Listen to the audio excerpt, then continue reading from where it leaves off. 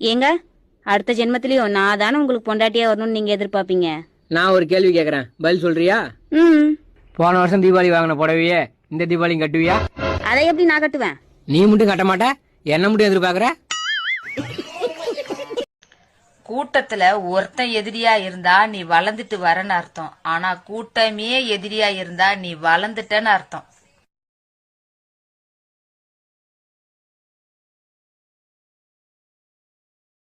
ஏங்க உங்களுடைய favourite song என்ன சாங்க?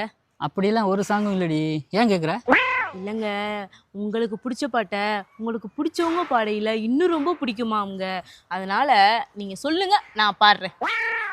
முத்து படத்துல இருந்து விடுகதையா இந்த வாழ்க்கை பாட்டு இருக்குல்ல, அந்த பாட்டை பிடிக்கும்.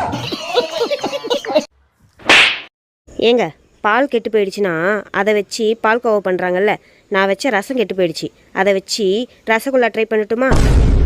காலமே காலமே என்னை எங்கு கொண்டு போகிறாய்? தம்பி, டாக்டர் ஆகி ஊசி போடுவியா இல்ல போலீஸ் ஆகி கேஸ் போடுவியா? இன்ஸ்டாகிராம் ஓபன் பண்ணி ரீல்ஸ் போடுவேன்.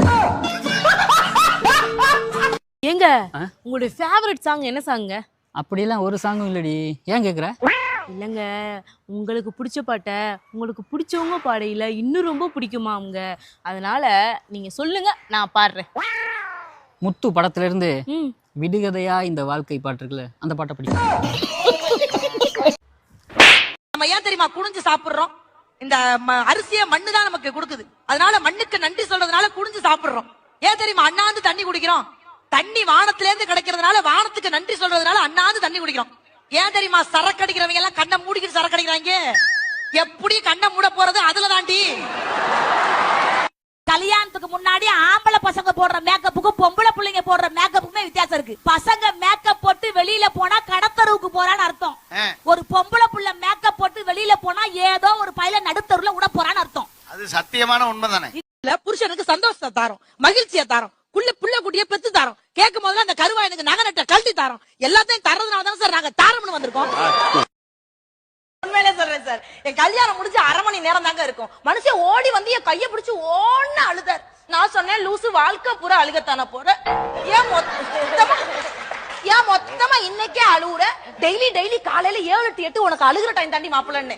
அதெல்லாம் ஒண்ணும் நடி தங்கம், என் வாழ்க்கையே உன் கையில தான் இருக்குன்னாரு. ரச்சை கவலைப்படாதீங்க, கடைசி வரைக்கும் உங்களை கண் கலங்காம நான் பாத்துக்கிறேன் என் கையை பாக்குறேன். 10 பொன் வாழையில கலவாண்டு போயிட்டான் சார்.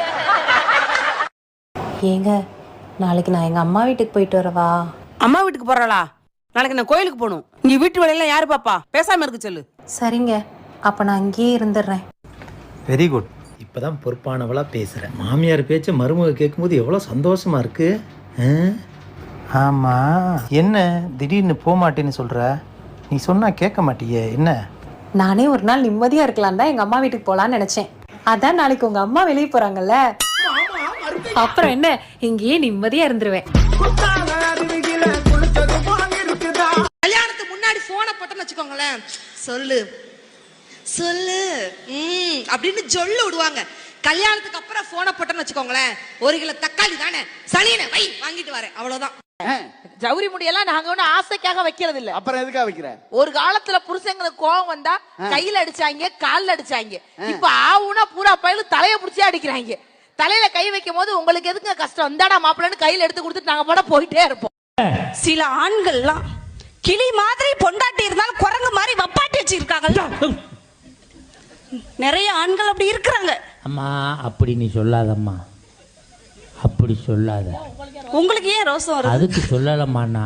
சரி, காரு வச்சிருக்காளு, ஆத்திர வருஷத்துக்கு போறதுக்கு ஒரு பைக்கு வச்சுக்கிறது இல்லையா, அது மாதிரி தாம்மா.